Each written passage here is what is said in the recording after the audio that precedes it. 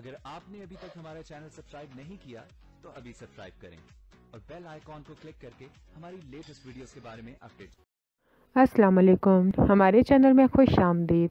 लोग क्या कहेंगे ड्रामा अपने अख्ताम को पहुंच चुका है, जिसमें मीरब हर तरह से तंग आ चुकी होती है, क्योंकि ना ही उसको लोग जीने देते हैं और ना ही कोई अपना उसको हौसला देने वाला होता है। सिर्फ साद यही कहता है, मैं तुमसे शादी करना चाहता हूँ। इस पे मीरब का भाई वो भी साद का साथ देता है कि वो तुम्हें और तुम्हारे बच्चों दोनों को संभाल लेगा। लेकिन मीरब की भाभी, जो कि पहले दिन से ही मीरब के ख़िलाफ़ होती है, उससे अपनी जान छुड़ाना चाहती है। पहले तो इस रिश्ते से मना कर देती है, लेकिन बाद में यही देखती है कि अगर इसके भाई ने मीरब को अगर हमारे पास रख लिया तो मीरब के उसके बच्चों की देखभाल मुझे ही करनी पड़ेगी। इसलिए वो शादी के लिए मान जाती है।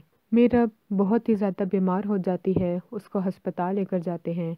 वहाँ पे पता चलता है कि उसको कैंसर है और वो भी लास्ट स्टेज पे है।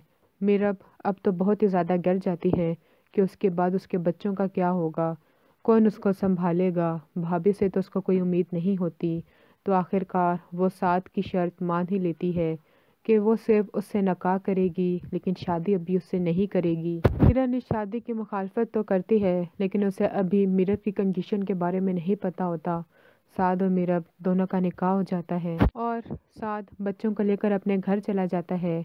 किरण वहाँ पे बच्चों के साथ बहुत ही बुरा सलूक करती है, लेकिन तब साद किरण को सारी सच्चाई बता देता है और उसको यही कहता है, मुझे तुमसे इस चीज़ की उम्मीद नहीं थी।